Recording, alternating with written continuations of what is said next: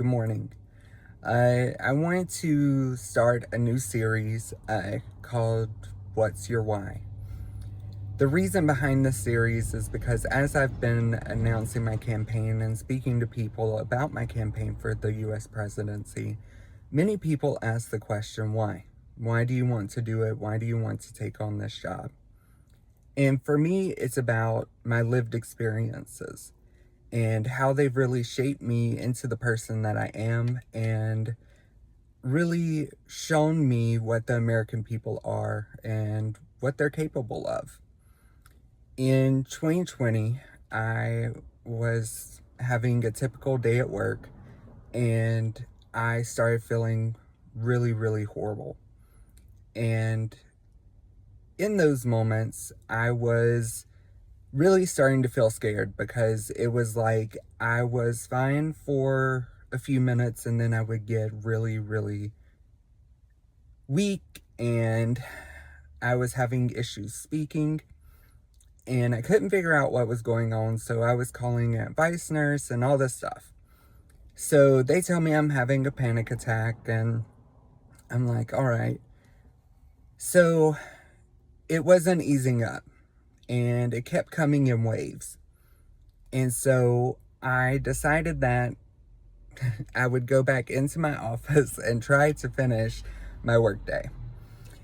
And I walked back into my office, sat in my chair, and leaned my head back, and I realized I couldn't. It just was too much at this point. So luckily, my boss offered to drive me to the ER. I get to the ER, they tell me, you're having a panic attack, and I'm like, all right. So at this point, I'm believing it too. So I get back into a triage room, and a doctor comes in and had already diagnosed me. I'm having a panic attack. They're going to give me some Ativan and basically send me home. So I'm like, all right, cool. And at this point, I'm thinking, if this is a panic attack, I feel so bad for anyone who's ever dealt with these, because it was one of the worst feelings. Well, at that point, it was the worst feeling I'd ever felt.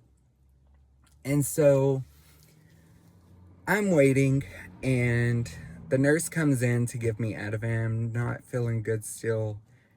And as she scans the Ativan, I go to vomit.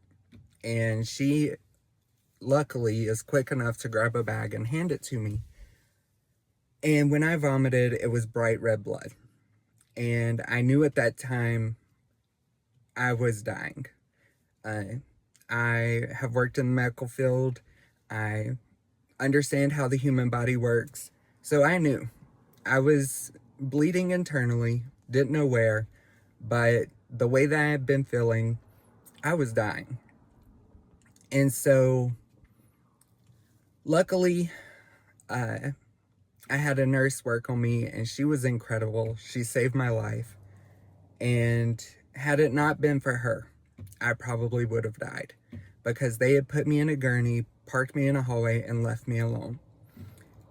No one was checking on me or working on me for at least 15, 20 minutes after I vomited the bright red blood. And so after that day, I had to stay the night in the hospital in ICU. And then the next day, they did a procedure to cauterize stomach ulcers that were ruptured. And that's why I was hemorrhaging internally. So the next day, they come in to my room in the ICU and they do the procedure and they cauterize the stomach ulcers.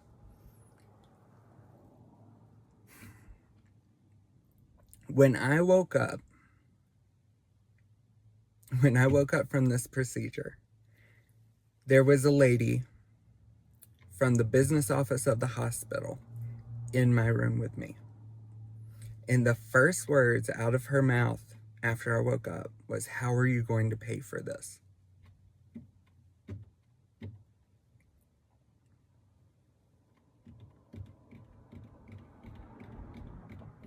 How was I going to pay for my life being saved.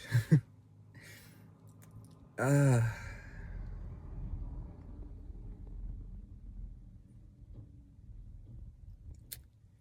and in that moment, I knew the system was broken. I knew that things were wrong. But in that moment, I realized if it's happening to me, it's happening to a lot of other people. And in that moment, I knew. I knew that we needed change. I knew that the healthcare system is broken. I knew that before I went in. I've known that for years, working in medical and non-medical and working with people who are at risk and all these other things.